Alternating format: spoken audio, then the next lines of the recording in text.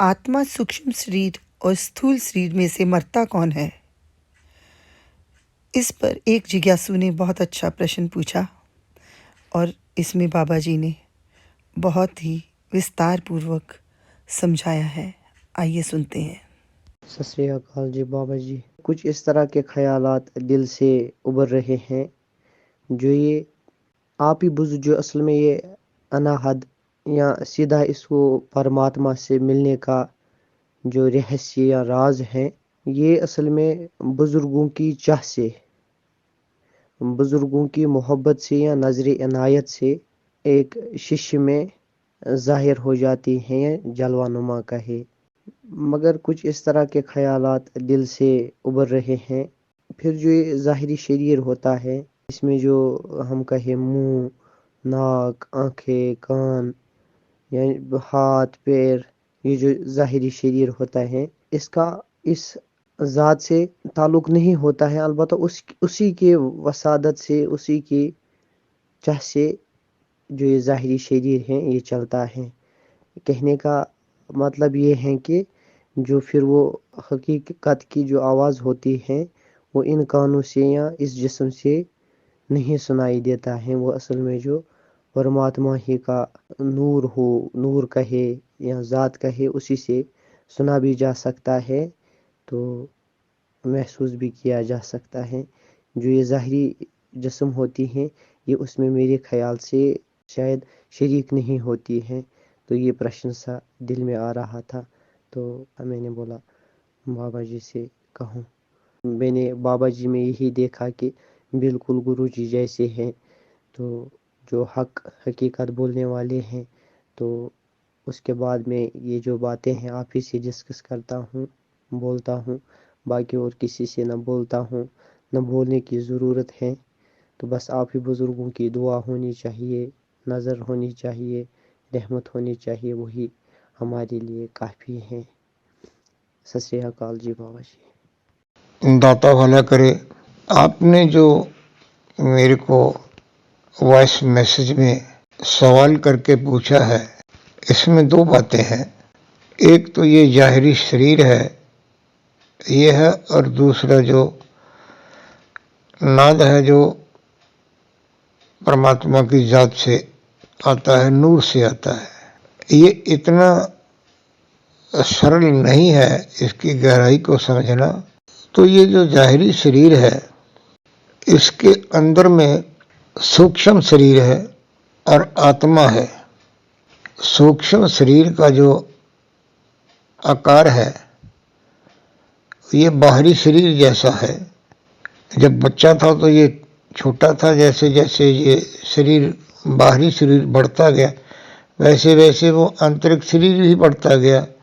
और जैसे किसी चीज़, कीमती वस्तु को रखने के लिए उसको जो पिंजरा कहिए या संदूक कहिए, वो उसकी कीमत के अनुसार होता है। ये अंतर जो हमारे आत्मा है, ये परमात्मा के नूर से आई है, और इसको संभालने के लिए जो बाहरी ज़ाहिरी शरीर दिया है, ये दिया है इसको संभालने के लिए। और साथ में जो अक्ल दी है वो ये समझने के लिए दी है कि ये खुदा की अमानत है और मुझे इस अमानत को खुदा के पास वापस जो है भेजना है। यानी कि परमात्मा का ये जो अंश है, इस अंश को मैंने परम तत्व में भेजना है और इसको निर्मल रखना है। वैसे तो गीता में कहा है कि न जलती है, न गलती है, न कटती है, फिर भी इसके साथ जो इस जीव के संस्कार होते हैं, यानी अमाल होते हैं, जो वो साथ में जाते हैं। जैसे पिछले जन्म के जो अमाल हैं उनके अनुसार ये जिस्म मिला, जो भोगने पड़ते हैं, जिसको हम लोग कर्म कहते हैं या आप अमाल कहते हैं, उनका जो अच्छे बुरे का लेखा है ना, वो इसी शरीर को भोगना पड़ता है, बाहरी शरीर को। आंतरिक शरीर को नहीं मिलता है उसका कोई भी दोष या सजा। लेकिन ये जाहिरी शरीर के साथ जो बंदगी की जाती है वो जहाँ पर पहुँचती है अगले जन्म में वहीं से वो आगे बढ़ती है। देखिए, कुछ लोग ये कहते हैं कि मैं कुछ महीनों से बंदगी कर रहा हूँ, मेडिटेशन कर रहा हूँ, कुछ सालों से कर रहा हूँ, तो मेरे को ये नाद सुनाई दे रहा है। ये पिछले जन्म की हुई जो बंदगी है ये उसका सिला है। आगे बढ़ने का जब टाइम आया तो कोई ना कोई पीरो मुर्शिद जो है ना वो मिल जाते हैं। और ये जो नाद है, जैसे आपने कहा है कि ये परमात्मा खुदा के नूर से पैदा हुआ, तो नूर तक ले जाने के लिए ये साधन है। ये परमात्मा से आया है और परमात्मा को लेके जाएगा। और जो आंतरिक जो सूक्ष्म शरीर है, जैसा मैंने कहा कि ये बाहरी शरीर का अक्ष है, और जब साधना या ध्यान में बैठे हुए साधक को ये अपने सामने बहुत दफ़ा वो दिखता है, तो वो जैसे ये शरीर है ऐसा नहीं होता, वो एक चमकदार जो है ना रोशन शरीर होता है। ये बहुत अक्सर लोग बाग मेरे को फ़ोन करके पूछते हैं कि हमने अपने आप को देखा, लेकिन उसका चेहरा मोरा नहीं था, लेकिन वो आकार में ऐसे ही था कि जैसे जिस्म है।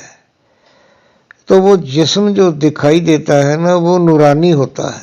तो इसके लिए मैं आपको अपने एक्सीडेंट की बात सुनाता हूँ कि चोट किसको लगती है, दर्द किसको होता है। 4/11/2013 को मेरा दोस्त जो कार चला रहा था उसमें आगे से रॉन्ग साइड में ट्रक जो है ना वो टकरा गया।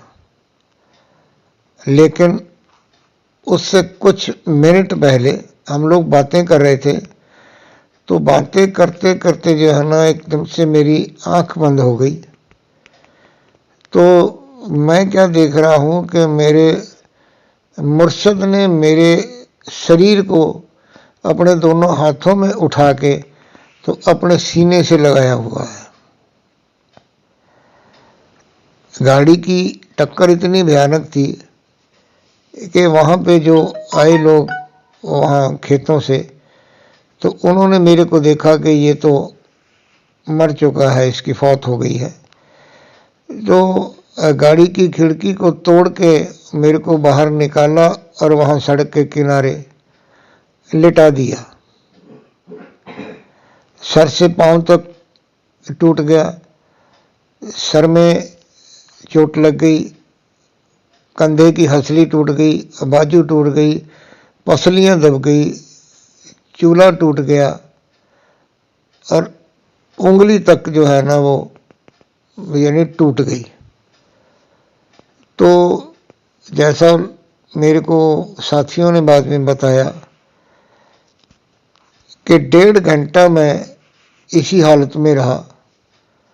जब हॉस्पिटल में पहुंचा तो मैं देख रहा हूं कि मेरे गुरु महाराज ने मेरे शरीर को यानी आंतरिक जो सूक्ष्म शरीर है